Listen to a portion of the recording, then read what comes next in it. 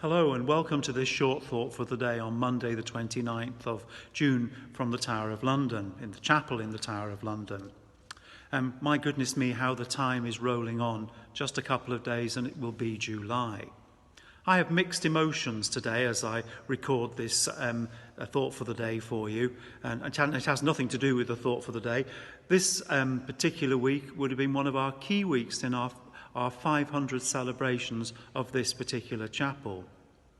22 of us would have gone on pilgrimage to Jordan, and I believe I'm right. At the point of recording this, we would have been at the Dead Sea, preparing ourselves for our trip to Petra. But as I say, that's not what I want to talk about with you this morning. I want to talk to you a bit about image. This came to mind because about 2 days ago, I was cleaning my teeth in the bathroom and suddenly looked up, and the image that I saw for a split second was not just of me, but I caught a glimpse of my father as well.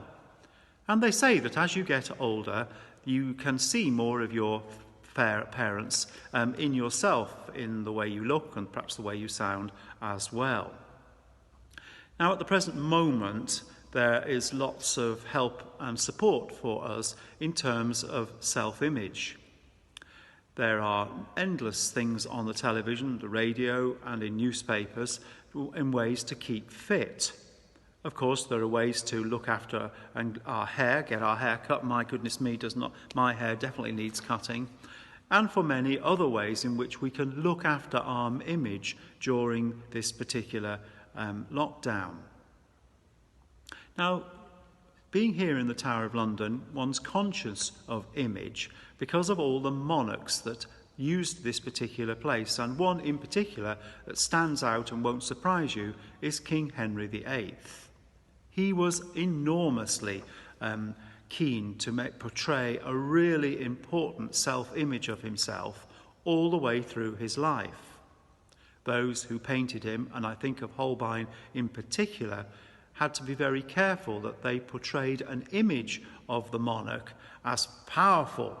You may remember that amazing painting of Henry VIII with his arms by himself, looking almost as broad as he is long, with his clothes covered in jewels and diamonds, and the whole image is of power and authority, and saying something very particular about his image. For me, one of the most amazing portrait painters is Rembrandt. He painted 80 pictures of himself. And my favourite, I have to say, is the very last one that he painted in 1669, the year, in fact, in which he died. This painting is in The Hague in the Netherlands. Those who know about these paintings, and there are many who do, and those who come from a theological background have something quite special to say about this particular painting or self-image. This is a quote. "Rembrandt, in his maturity, always shows us faces that look lived in." Now, I can understand that. "Not smooth, not finished, expressive of time that's past.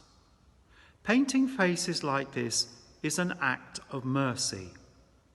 It is perhaps how God sees human faces, neither completely good or bad, just marked by time, failure or pain, needing to be contemplated with acceptance.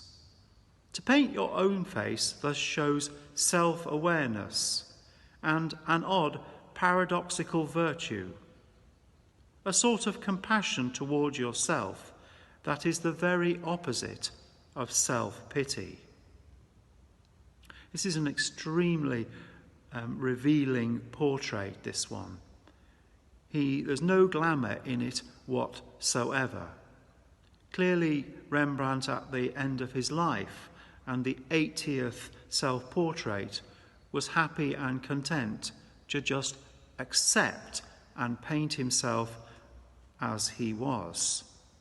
One could argue that he understood that he was made in the image of God. And that must be true for all of us. During this lockdown, many of us have had our images shattered, our images perhaps changed in some way, if only, as I say, the fact that our hair is all over the place.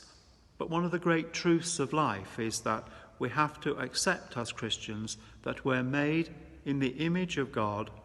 God loves us as we are, and that's what's really important.